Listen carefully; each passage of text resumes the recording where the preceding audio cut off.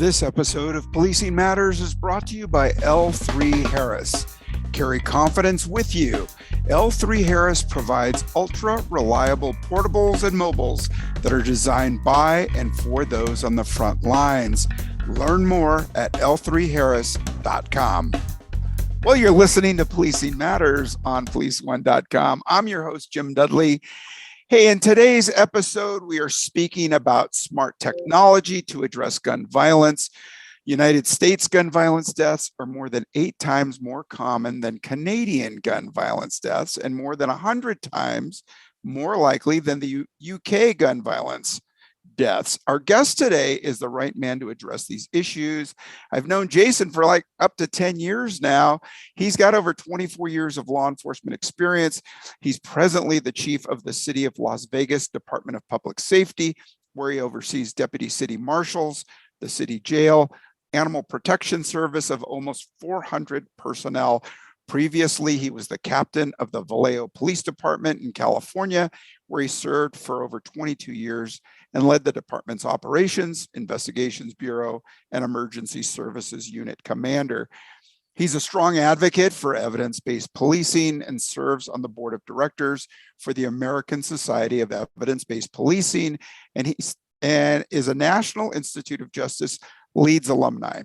He recently served on the Violent Crime Working Group with the Council of Criminal Justice and is a National Policing Institute Fellow. When he's not busy doing all of that, he's also a military reserve special agent with the United States Coast Guard Investigative Services. Jason Potts, thank you for your service and thanks for what you're doing for law enforcement with evidence-based policing. Welcome to the show. Thanks, Jim. Thanks for having me. Honored to be here. Yeah, so I knew you when you were at Vallejo and you were dealing with real crime. And I tell you this, I mean, we know a lot of chiefs and in their background. You are tried and true cop, chasing bad guys, bringing them to justice, all that. Now you are at, I don't know what they call it, Fun City, that you're the director of public safety and the chief of Las Vegas Police Department. Congratulations. I hope you can talk because I know your city motto is what happens in Las Vegas stays in Las Vegas. What can you tell us today? World's greatest city in the world there, Las Vegas, in my humble opinion. But yeah, Vallejo, just to quickly go back to Vallejo, such an up-tempo experience there. We had 28 murders in 2020 and 269 shooting events. And yeah, it was unreal. And we all know from 2019 to 2020, it was a 30% increase in violent crime just in that 1 year. And a lot of it had to do with COVID and all the issues with that and the social strain. But yeah, just really, I have a great team here in Las Vegas, City of Las Vegas Department of Public Safety. And just quickly what that is. We are not a 911 agency. So when you call 911, you get the Las Vegas Metropolitan Police Department. And they are the premier law enforcement agency in Southern Nevada. Sheriff McMahill is outstanding. And he has a great group underneath him with his assistant sheriffs and his deputy chiefs. So it's just great to be a partner with them. As you said, we have our city jail. We have an average daily population of about 500, and we have our city marshals that really get after it in our tourist corridor. And that's where we're really trying to make an impact. We've done some things such as Operation Safer, which stands for Stronger Alliance for Enforcement and Relationships. And yeah, it's been great. So we handle the Fremont Street area. We have the Strat area, all of the city of Las Vegas, and then all of our parks. We have over 80 parks and our city facilities and that kind of thing. So it's been good.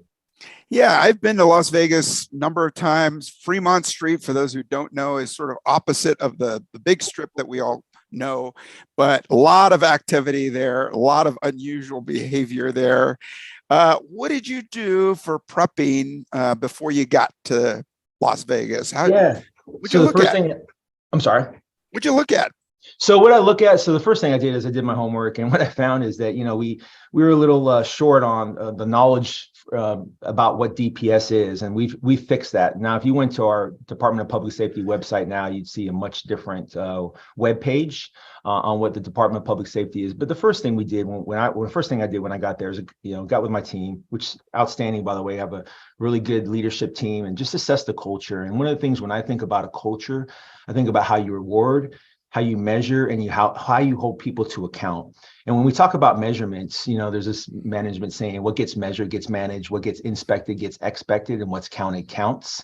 And so if you really look at that, it's just measurements in data, and looking at data, not just for the sake of data, but data in good context, right? Good denominators, looking at good variables. And when we talk about variables, staffing issues, seasonality effects, other partners, and then using good comparison groups. And I know we're going to talk about evidence-based policing, but that's really just looking at informing your decisions based on the best available data, science, and research. It's really, really critical that we do that. So, yeah, and that's just outstanding that you go in there with your eyes wide open. You know what problems are ahead of you, and you start to form your leadership and your organization to deal with those kinds of things.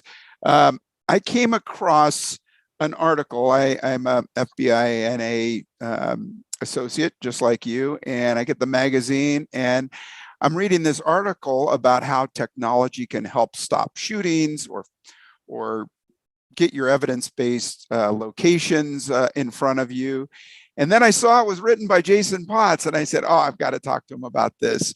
What led you to this article, and what can we tell our listeners about using technology to address these shootings? Yeah, I think it's just really my association with the Violent Crime Working Group through the Council of Criminal Justice with Thomas App. We're proud of that. That came out last year, actually 2021.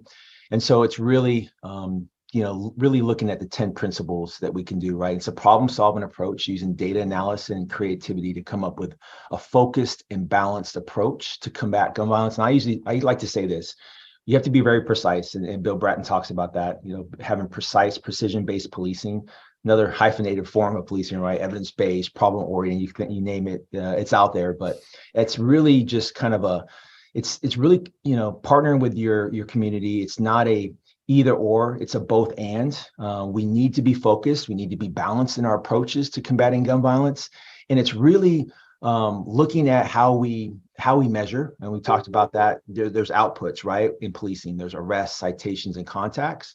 But what does that lead to on outcomes? And outcomes are less victims. And if we really can chase less victims and really measure that, then we're winning. That's really what it's about. And then we talk about hotspot policing, and there's a thing called the Cooper curve. If you go out to a hotspot every 2 hours for 15 to 20 minutes, and there's going to be a residual deterrent effect. And you have to go out there sporadically every 2 hours.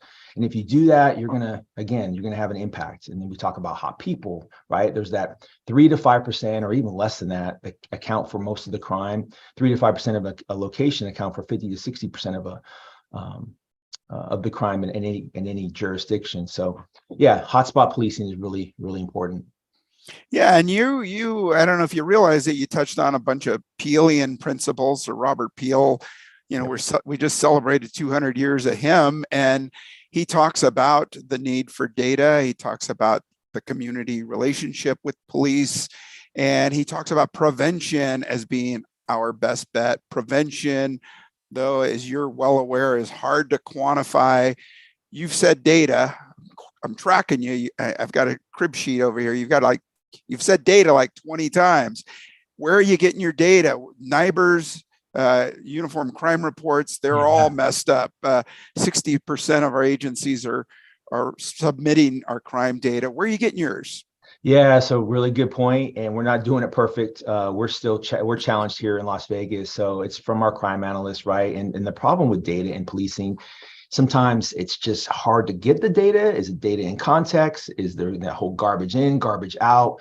So, fortunately, Las Vegas Metropolitan Police Department has a robust real-time crime center. They have great crime analysts. So we do leverage some of that data. We have our own crime analysts. I think Herman Goldstein talks about having at least 1 or 2 crime analysts per 100 officers. And so if you could do that, you'd be doing pretty well. And so, yeah, we're not doing it well, but looking at incident reports, we have GIS mapping, hotspot mapping, all the stuff that most jurisdictions are using. It's really important. And then just not having data, but what do you do with that data? Are you sharing that data? And I just want to put a plug for a person by the name of Lou Hayes out in the Chicago area. What he's doing with Real-Time Crime Center, I had a conversation with him last week. And he's doing like Slack channels, and he's really just kind of, again, this is hitting on sharing of data, and using these Slack channels, which are free, to kind of coordinate with other jurisdictions on who the hot people are, what's the hot property, where are the hot locations, and actually really kind of coordinating all their efforts through this Slack channel. And I thought it was really interesting. And it reminded me of my days when I was working narcotics, and we never had an area to kind of like, hey, what did this informant say? And you probably, I don't know if you've ever worked narcotics. I'm sure some of the folks in the audience have. And back in the day, you talk to an informant, you scribble some notes down on a piece of paper, you throw it in your drawer, and you're like, man, what did that what did he say? What did that guy say? And what we did in Vallejo, I remember, is like, man, I'm just going to put it on an email. I know now we're in public records requests. Back in the day, we didn't worry about that too much, but we put it in an email and then be able to query, intel, crime intel, CI debrief form number 1, and we query it through our email system and be able to go, hey, so-and-so said this, whatever, Daryl said this, CI 333 said this, and then we'd be able to get that information. But anyway, I'm throwing that out there because it was pretty creative that he was able to do that and just kind of do it with a free Slack channel. So is that open source or law enforcement sensitive? I think it's law enforcement sensitive. But yes, yeah, good point. I think they're working through that, and I know the Slack folks are probably looking at, maybe they're onto something over there in the greater Chicago area. But I encourage the audience to check out Lou Hayes and what he's doing. He's put some stuff on LinkedIn about his real-time crime center and what they're doing. He's really pushing that as well. So yeah, a little plug for Lou. I'm sure Lou will hear this and probably appreciate it. So yeah, I just noted. I'm gonna check him out. We had one of your local evidence-based residents there, Dr. Tamara Harold at UNLV. And I don't know if you know her, but she is just fantastic in talking about evidence-based and place-based crime. She's got a great series of articles on it. She was a great guest. You working with her at all? It seems like we're all working in silos again. It's like Back to the Future, right? Until NIBRS gets 80-90% reporting, we're just kind of on our own. Yeah, no, and I haven't, unfortunately. I do know Tamara, and she's outstanding. She's not at UNLV right now. Took a little hiatus, I believe, and she's at DOJ somewhere. But I know there's Professor Sousa that's over at UNLV and done some stuff with Las Vegas Metro.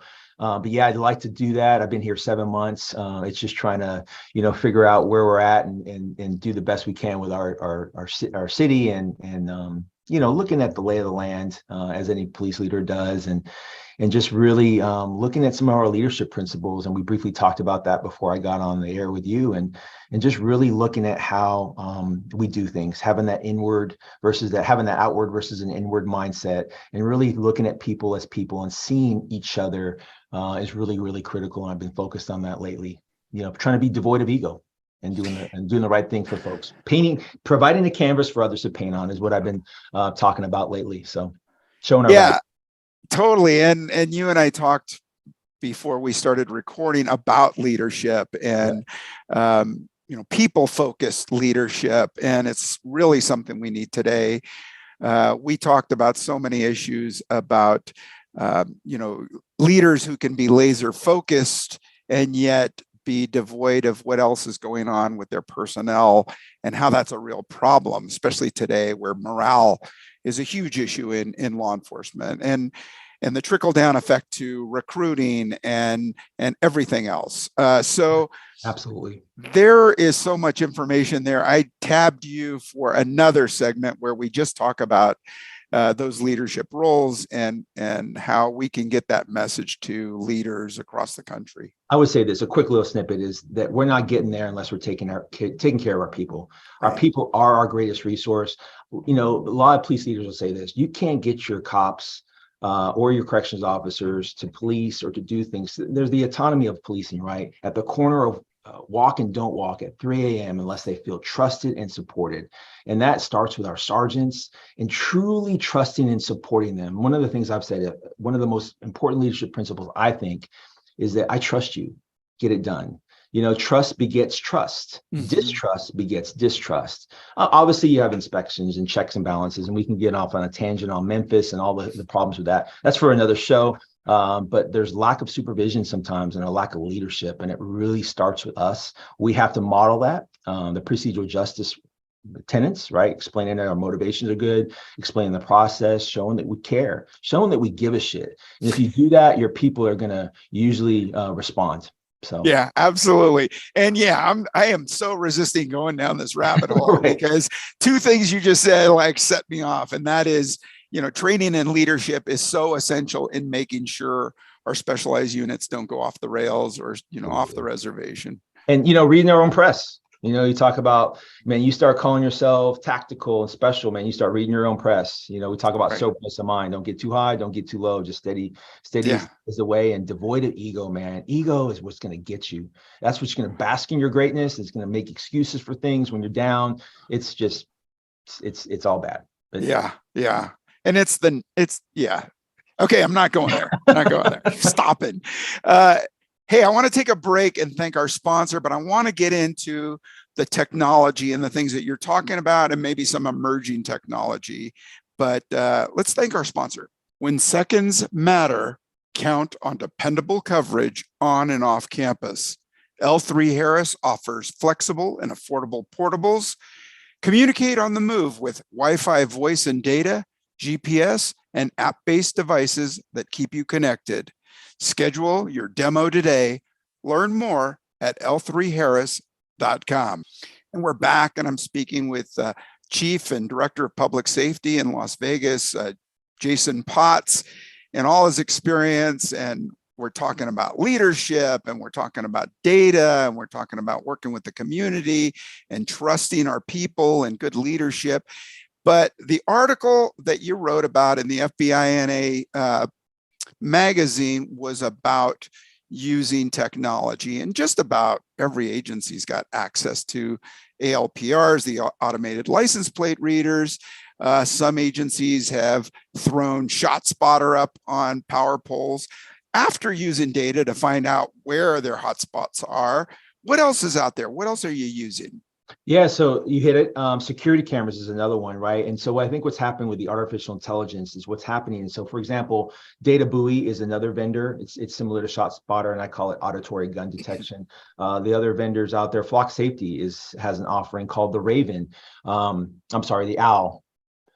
Actually, I'll take that back. The Raven is their auditory detection offering. But what it does is, so for example, if there's a gunshot in a park, it'll pair with, using the artificial intelligence, it'll pair with a security camera, which now will alert dispatch or alert officers on their mobile data computers, or dispatch and having them be able to get out there pretty quickly. And I briefly talked about the real-time crime center with the Las Vegas Metropolitan Police Department, but man, their clearance rates, and I don't know if we're going to get into clearance rates, but the clearance rates are so critical to how we combat gun violence. Because if you increase your clearance rates, now you have these bona fide shooters that are now incapacitated, that are in jail instead of out in the streets. And it signals to our community that we care. When you get your clearance rates up to 80+%, which I think Las Vegas Metropolitan Police Department is, they do a great job, man, with their real-time crime center. They really do. And having all of those leverage technology into this big room, man, phenomenal work. Really, that police department is top notch. So yeah.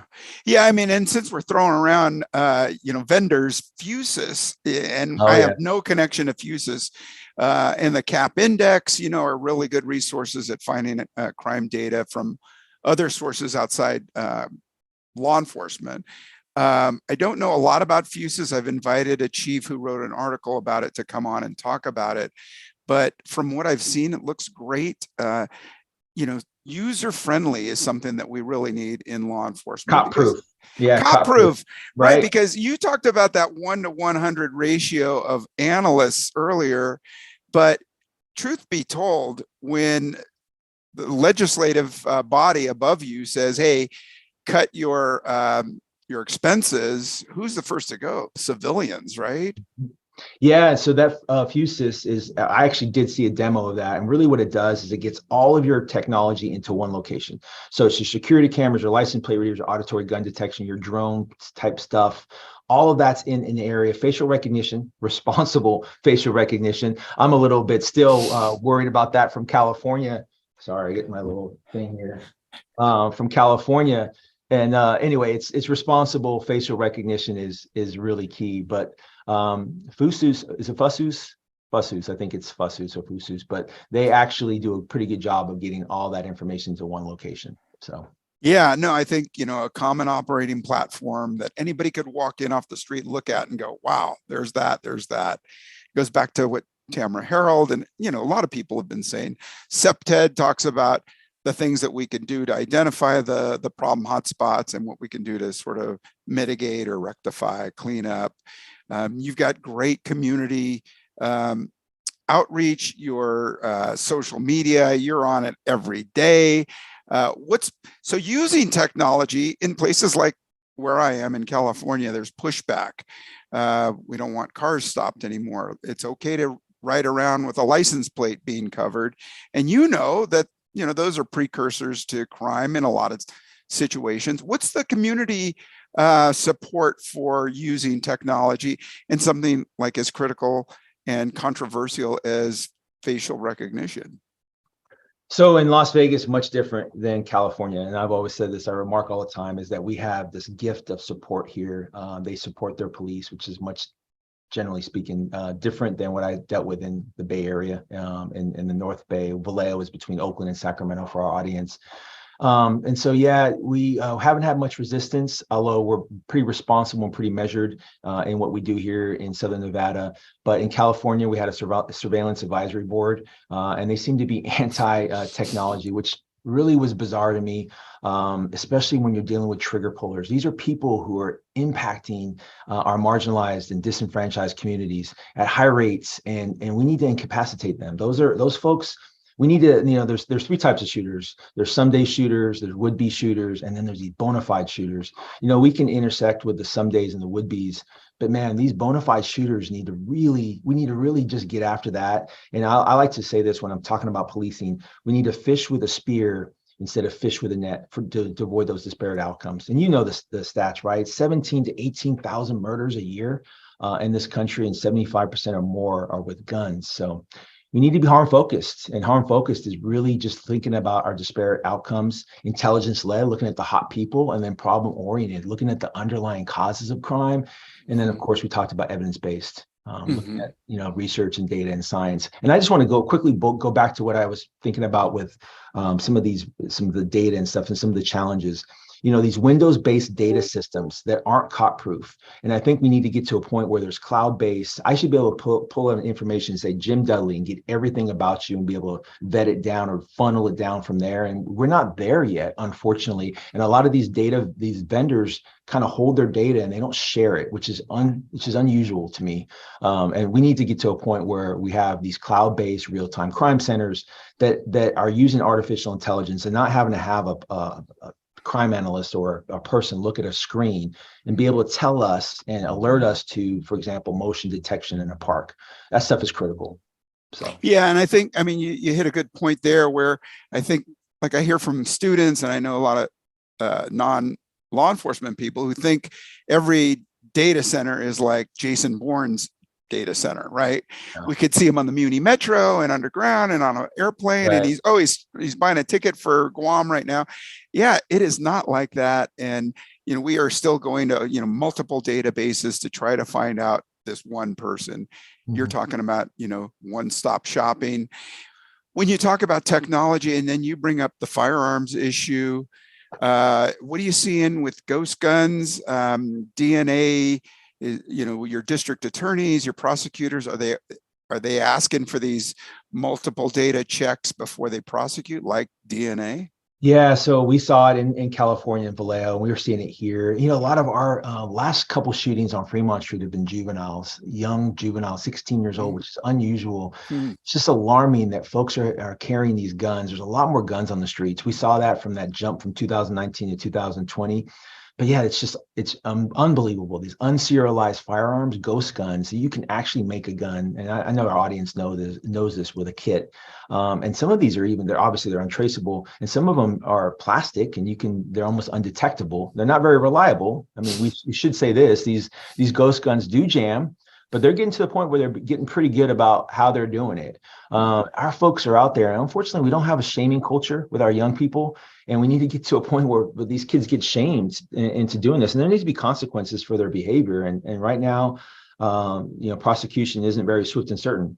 just get on my soapbox a little bit. It's just not, and it needs to be. We need to have consequences. That's how you change behavior. And right now, it's not that case, and we need to get to a point where we do have that. I mean, I remember a few years ago in New York had that impact, and I remember an NFL player by the name of Plexico Burress that was in a club and shot himself, and he went to prison or jail for 2 years.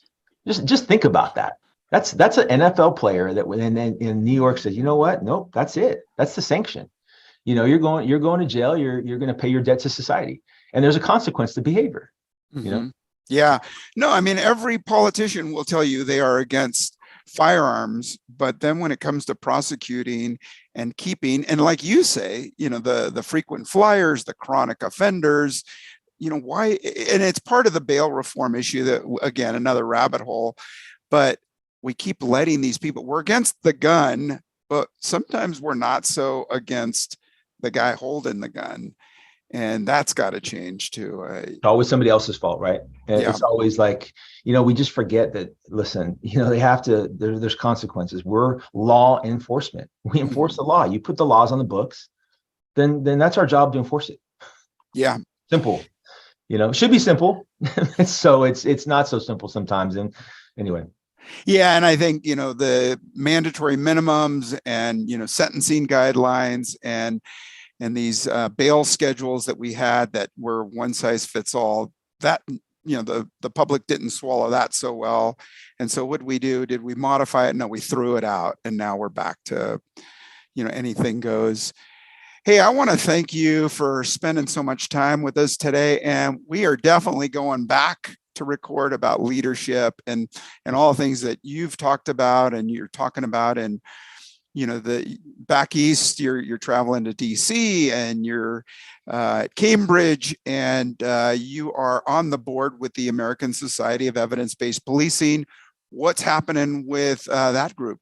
Yeah, thank you for that. So a little plug here. So May 15th through the 17th, we're going to have our conference, our American Society of Evidence-Based Policing Conference. It's a great conference. Obviously, I'm biased. Helped co-found it with Renee Mitchell and our board. It's a great conference. We offer our research briefs. We offer Justice Clearinghouse webinar. But May 15th through the 17th at UNLV, some of the topics are going to be on wellness, hotspot policing. Wellness is a big topic right now in policing. Is really taking care of our cops, and so we're going to have.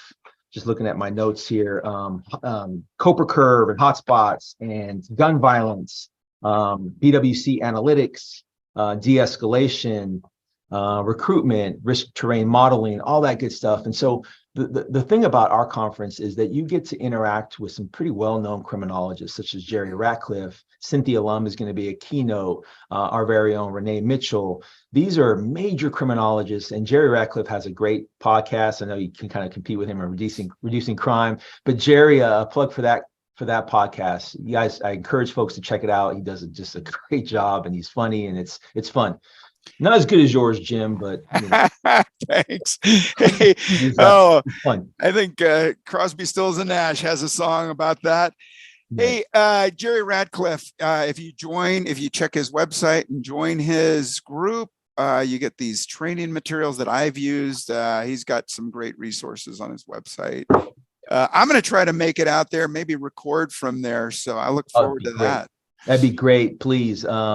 It's going to be great. And Cynthia Lum, she talks, she's just a well-known criminologist out of George Mason University. And she did some stuff with hotspots. And Chris Cooper, we talked about that briefly in the Cooper curve. And so it's a treat. Folks Laura Huey be there? Oh, yeah. Canadian Society of Evidence-Based Policing. I'm not sure. But yeah, you know Laura. Yeah, Laura's great. She's been on the show. Yeah, she's great. Okay. Yeah, she is great. All right. Well, hey, get back to it. Las Vegas. Don't tell what you're doing, but hey, be safe out there and keep it going. You are doing a tremendous job there. I appreciate it, Jim. Thanks for the kind words, and same to you. All right. Take good care. Hey, to our listeners, thanks for listening. I hope you enjoyed this. Check Jason Potts out at American Society of Evidence-Based Policing.